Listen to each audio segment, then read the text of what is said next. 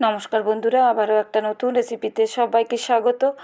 তো চলো আজকে রেসিপি শুরু করা যাক। আজ আমি মুড়ি দিয়ে একটা রেসিপি তৈরি করে দেখাবো, দুর্দান্ত স্বাদের। এটা হচ্ছে কর্ণাটকের একটা স্পেশাল রেসিপি, যেটাকে বলা হয় সুশীলা। তো কর্ণাটকের এটা একটা ফেমাস রেসিপি। সেই রেসিপিটা আর কর্ণাটক যেয়ে খাওয়ার প্রয়োজন পড়বে না, বাড়িতেই কিন্তু কয়েকটা উপকরণ দিয়ে তৈরি হয়ে যাবে। এই যে মুড়ি নিয়েছি, আলু কেটে নিয়েছি, টমেটো দুটো কেটে নিয়েছি, গাজর, এখানে বাদাম, কাঁচা লঙ্কা এবং কারি পাতা এইসব নিয়ে নিয়েছি। তো প্রথমেই যেটা করব সেটা হচ্ছে মুড়িটার মধ্যে আমি জল দিয়ে দেব। জল দিয়ে মুড়িটাকে একটু ধুয়ে নেব। তো আপনারা মুড়ির পরিমাণ বেশি কম করে নিতে পারেন। আমি বড় বাটি মাপ করে 1 বাটি ভর্তি করে মুড়ি নিয়ে নিয়েছি। আর মুড়ির পরিমাণ বেশি দিলে সমস্ত রকম এখানে কিন্তু সবজি অ্যাড করেও আপনারা তৈরি করে নিতে পারেন। তো এই ধরনের রেসিপি খাওয়ার জন্য আর কোথাও যাওয়ার প্রয়োজন পড়বে না, বাড়িতেই কয়েকটা উপকরণ দিয়ে কিন্তু এটা খুব সুন্দর তৈরি হয়ে যায়। তো দেখুন, মুড়িটার মধ্যে জল দিলাম আর সঙ্গে সঙ্গেই কিন্তু মুড়িটাকে ছেঁকে তুলে নেব আমি। কিন্তু কোনোভাবে ভিজিয়ে রাখা যাবে না, সঙ্গে সঙ্গে জল দেওয়ার সাথে সাথে এটাকে তুলে নিচ্ছি এভাবে নিগড়ে নিগড়ে। যে এক্সট্রা জলটা আছে সেটাকে নিগড়ে কিন্তু এভাবে হাতে চেপে ফেলে দেবো আমি। আর এভাবে একটা থালার মধ্যে দেখুন ফুটো দেওয়া থালাটা নিয়েছি। তো এর মধ্যে আমি কিন্তু ছড়িয়ে রেখে দিচ্ছি, যদি এক্সট্রা একটু জল থাকে সেটা কিন্তু ঝরে পড়ে যাবে। তো রেসিপিটা শুরু করছি আমি। কড়াই গরম হতে দিয়ে দিয়েছি। কড়াইয়ের মধ্যে বেশ কিছুটা পরিমাণ সাদা তেল দিয়ে দিলাম। আর অবশ্যই রেসিপিটা সাদা তেলে করার চেষ্টা করবেন, তবে কিন্তু খেতে ভালো লাগবে। তো তেলটা দেখুন, খুব বেশি তেল আমি এখানে ব্যবহার করছি না, একদমই অল্প তেল দিয়ে দিয়েছি। তো প্রথমেই কিছুটা পরিমাণ বাদাম নিয়েছি, বাদামটাকে একটু লাল লাল করে ভেজে নেব।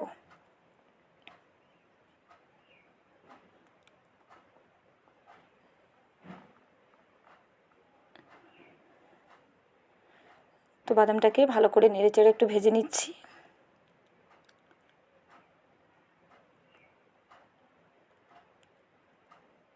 এই পর্যায়ে বাদামটা আমার কিন্তু ভালো করে ভাজা হয়ে গেছে। এবার এটাকে আমি কিন্তু তুলে নেব।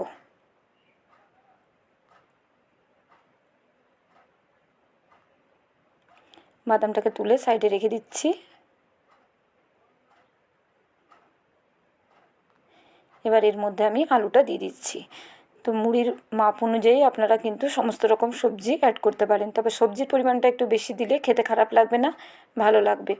তো এখানে আলু দিয়ে দিলাম। আলুটাকে 2 মিনিটের মতো একটু নাড়াচাড়া করে নিলাম কড়াইয়ের মধ্যে। এর মধ্যে এবার আমি গাজরটা অ্যাড করে দিচ্ছি। আর একদম ছোটো ছোটো করে কেটে কাটতে হবে সমস্ত সবজি। আপনারা চাইলে কিন্তু এখানে বিনস, বরবটি এসবও, ক্যাপসিকাম অ্যাড করতে পারেন, খেতে কিন্তু খুবই ভালো লাগবে। তো আমার হাতের কাছে যেগুলো ছিল সেই দিয়ে আমি তৈরি করে দেখাচ্ছি। এবার অল্প একটু নুন দিয়ে দিলাম। নুন দিয়েও খুব ভালো করে নাড়াচাড়া করে নেব।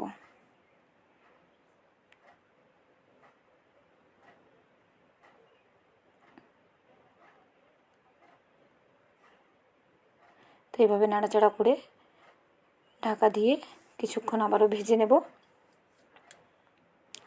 তো দেখুন, খুব ভালো মতো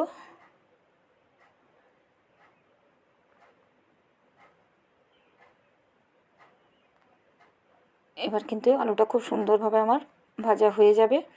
তো এইভাবে নেড়ে চেড়ে ভেজে নিতে হবে, একটু চেক করে নিতে হবে যে আলুটা ঠিকঠাক ভাজা হয়েছে কি না। তো দেখুন, এই পর্যায়ে কিন্তু আলুটা বেশ কমেও গেছে অনেকটা। তো খুব ভালো করে ভাজা হয়ে গেছে। এবার এটাকে আমি তুলে রেখে দিচ্ছি সাইডে।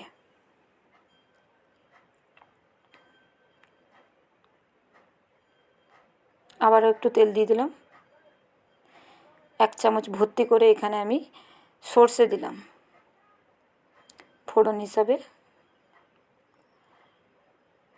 আর এখানে কারি পাতা দিয়ে দিলাম বেশ কিছুটা পরিমাণ। দিয়ে এই দুটোকে একটু নেড়ে চেড়ে নেব আমি।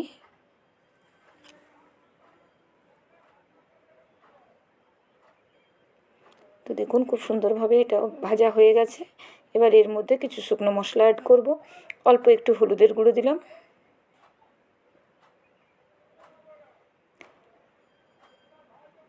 অল্প একটু কাশ্মীরি লঙ্কার গুঁড়ো দিলাম,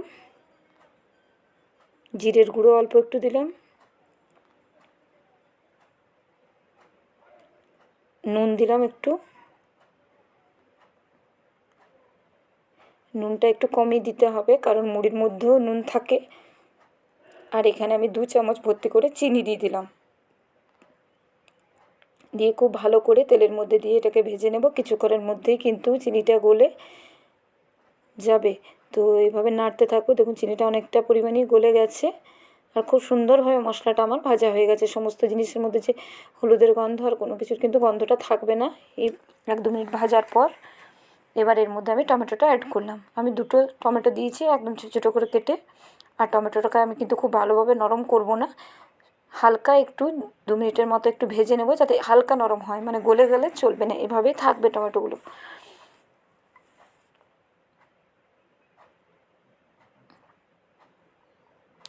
তো দেখুন 2 মিনিটের মতো নাড়াচাড়া করে টমেটোটাকে ভেজে নিয়েছি আমি। তো এই পর্যায়ে টমেটোটা কিন্তু নরম হয়ে গেছে, কিন্তু গলে যায়নি। এবার এটাকে মধ্যে আমি মুড়িটা দিয়ে দিচ্ছি।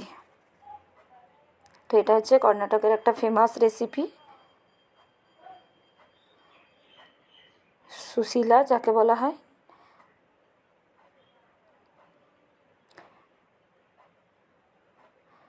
আপনারা চাইলে এটা কিন্তু ব্রেকফাস্টও তৈরি করে নিতে পারেন। তো খুব ভালো করে এবার মুড়িটা দিয়ে মিশিয়ে নেব সমস্ত জিনিসকে। এবার ভেজে রাখা আলু গাজরটা দিয়ে দিলাম,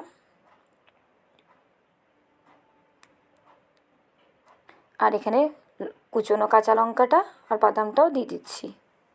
সমস্ত জিনিস দিয়ে খুব ভালো করে এবার নেড়ে চেড়ে নেব আমি। তো খুব ভালো করে মিশিয়ে নেব।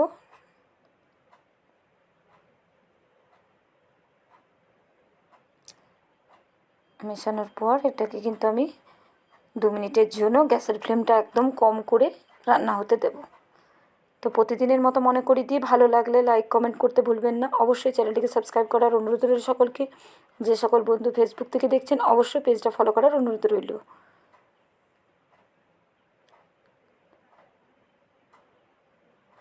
তো দেখুন এটাকে কিন্তু আমি 2 মিনিটের জন্য আবারও ঢাকা দিয়ে করে নেব। তো 2 মিনিট পর দেখাচ্ছি যে কতটা সুন্দর লাগছে। দেখুন দেখতে যতটা সুন্দর, খেতেও কিন্তু খুবই সুন্দর হয়। তো বাড়িতে একবার হলেও বানিয়ে দেখবেন। তো এবার এর মধ্যে আমি 1/2 চামচের থেকে অল্প একটু কম দিলাম আমচুর পাউডার।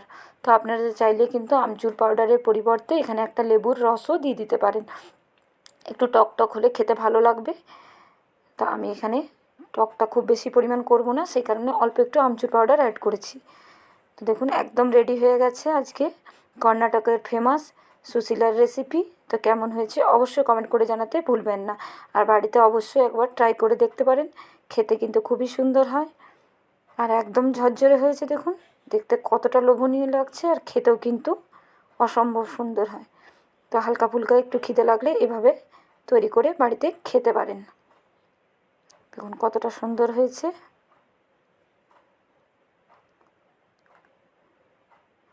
ঝরঝরে একদম, দেখতেও খুবই লোভনীয় হয়েছে। তো বন্ধুরা আজকের মতো এই পর্যন্ত। পরের আবারও একটা ভিডিওতে আপনাদের সঙ্গে দেখা হচ্ছে।